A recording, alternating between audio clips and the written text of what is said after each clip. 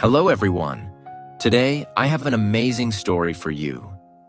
It's not just for your listening practice, but also to inspire you. The story is called Nothing is Free, and it will show you that hard work and determination can change lives.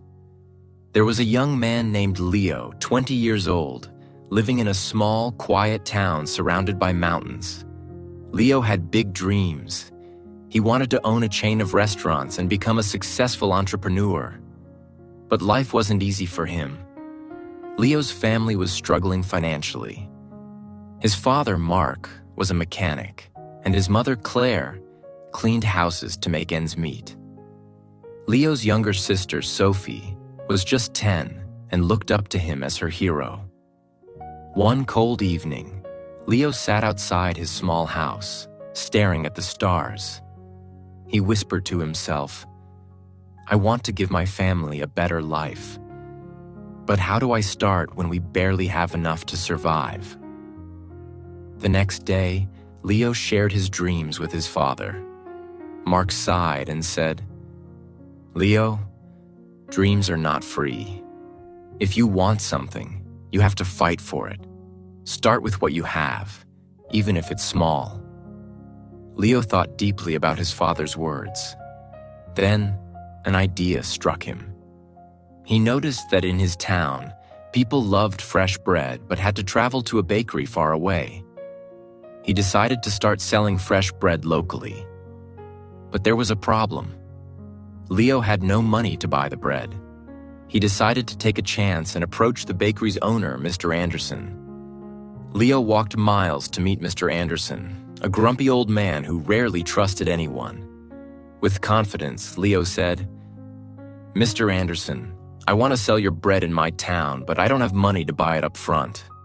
Can you trust me for 1 week? I will sell the bread, return your money, and keep a small profit." Mr. Anderson raised an eyebrow. "And why should I trust you, young man?" he asked. Leo replied firmly, "Because I am determined, and I will work hard to prove myself." After a long pause, Mr. Anderson said, "All right, I'll give you bread for 1 week. If you fail to pay me back, don't bother coming here again." Leo was thrilled. Early the next morning, he carried the bread back to his town and set up a small stand near the park. He greeted every passerby with energy and a smile, saying, "Fresh bread, warm and delicious." At first, people were hesitant. They didn't know if the bread was good. But Leo offered free samples and soon had his first customer. By the end of the day, he had sold all the bread and made a small profit. That evening, he returned to Mr. Anderson and paid him back. The old man nodded and said, "You kept your word. Come back tomorrow." From then on, Leo worked tirelessly. He woke up at 4 a.m., walked to the bakery, carried bread to his town, and sold it with passion. After 2 months, he had saved enough money to buy a small cart, making it easier to transport more bread. One day, a customer suggested, "Leo, why don't you bake your own bread? You're good at selling, but if you bake, you'll make more profit." This idea excited Leo, but it also scared him. He had never baked anything in his life. This was the moment where Leo realized, nothing is free, not success, not knowledge, not growth. If I want to succeed, I must take risks and learn. Leo couldn't stop thinking about the idea of baking his own bread. If he could bake, he wouldn't have to rely on Mr. Anderson, and his profit would grow. But there was one big problem. He didn't know how to bake. Leo decided to ask Mr. Anderson for help. The next morning, after delivering his payment, Leo said, "Mr. Anderson, can you teach me how to bake?" The old man frowned. "Why should I teach you? If you bake, you won't buy from me anymore. That's bad for my business." Leo looked at him and said, "You're right, but I won't forget the man who gave me my first chance. If I succeed, I'll make sure to help your bakery too." Mr. Anderson thought for a moment, then said, "Fine. But baking isn't easy. It takes time, patience, and hard work. If you're ready for that, I'll teach you. The lessons began early the next morning. Leo arrived at the bakery at 3 a.m. before the sun was up. Mr. Anderson showed him how to mix flour, knead the dough, and bake it perfectly. At first, Leo struggled. His hands hurt from kneading, and his bread came out too hard or too soft. One day, after ruining another batch of bread, Leo sat down, feeling defeated. He said to himself, "Maybe I'm not good enough for this. Maybe I should give up." But then he remembered his father's words. Dreams are not free. He realized that every mistake was teaching him something new. Giving up was not an option. The next day, Leo went back to the bakery with even more determination. He practiced every single step carefully. Slowly, his bread started improving. After 2 weeks, Mr. Anderson handed him a loaf and said, "This is perfect, Leo. You're ready." Leo was overjoyed. He rented a small oven and began baking bread at home. His family was amazed by his hard work.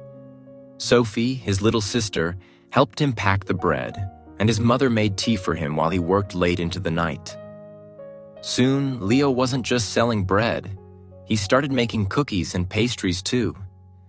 People in the town loved his products. They said, "Leo's bread tastes better than anything we've had before." But success wasn't easy. One day, a new bakery opened in the town, run by a young man named Eric. Eric had a big, fancy shop with colorful signs and decorations. People were curious and started buying from him instead. Leo noticed his sales dropping. He felt scared. What if he lost everything he worked so hard for? But instead of panicking, Leo decided to improve. He listened to his customers and asked, "What do you like about Eric's bakery? What can I do better?" Some said, "Eric's shop looks clean and pretty." Others said, "His cakes have beautiful designs." Leo realized he needed to grow, not just as a baker, but as a businessman. Using his savings, Leo painted his cart, added bright decorations, and started offering free samples of his new pastries. He even learned how to decorate cakes by watching videos in the library. Slowly, customers returned to him. One evening, an elderly woman came to Leo and said, "I've seen many young men give up when times get hard, but you didn't. That's why we trust you." Her words filled Leo with pride. Months passed, and Leo's business grew. He saved enough money to rent a small shop. It wasn't as big as Eric's, but it was warm and welcoming. He named it Leo's Fresh Bakes. Every morning he woke up before sunrise, baked fresh bread, and opened his shop with a smile.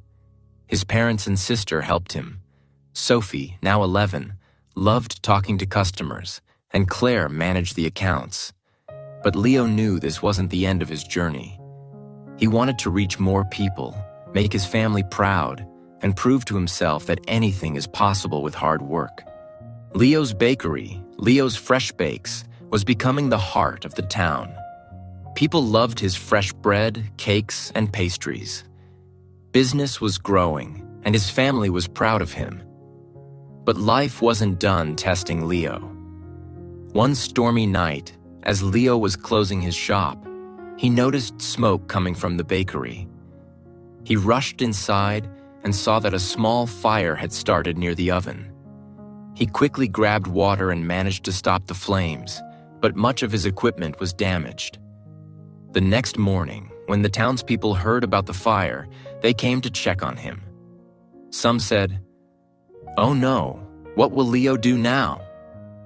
Others whispered, "Maybe this is the end for him." Leo felt heartbroken but not defeated. He stood outside his bakery and said, "This is just a challenge. I've faced struggles before, and I will face this too.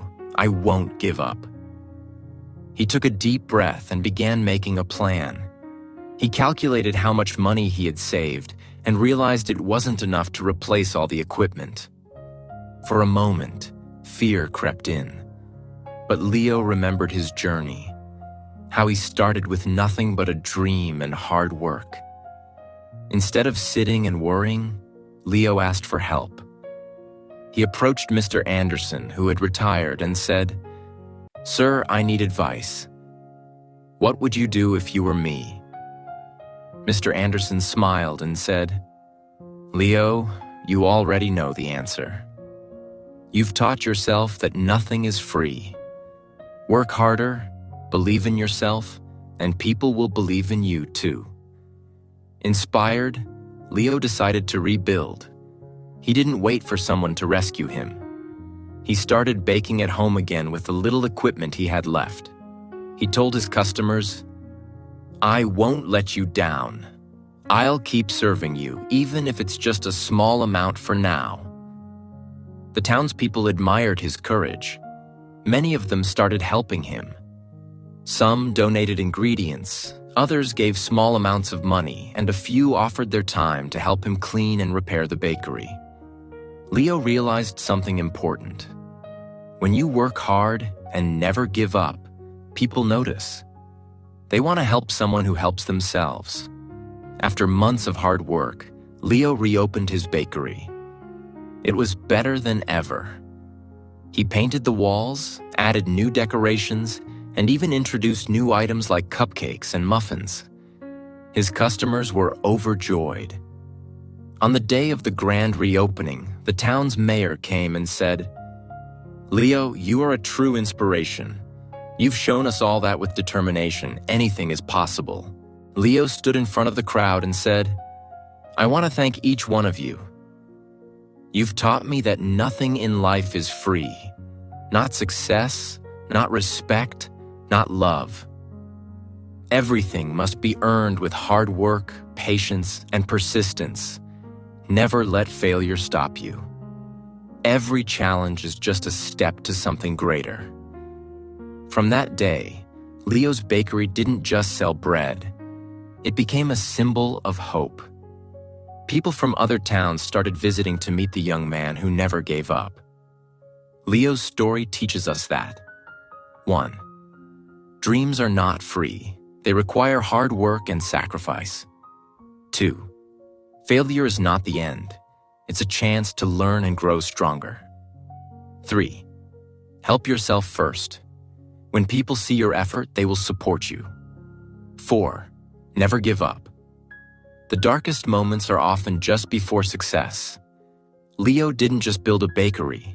He built a life full of purpose, respect, and pride. And so can you. Whatever your dream is, don't stop chasing it.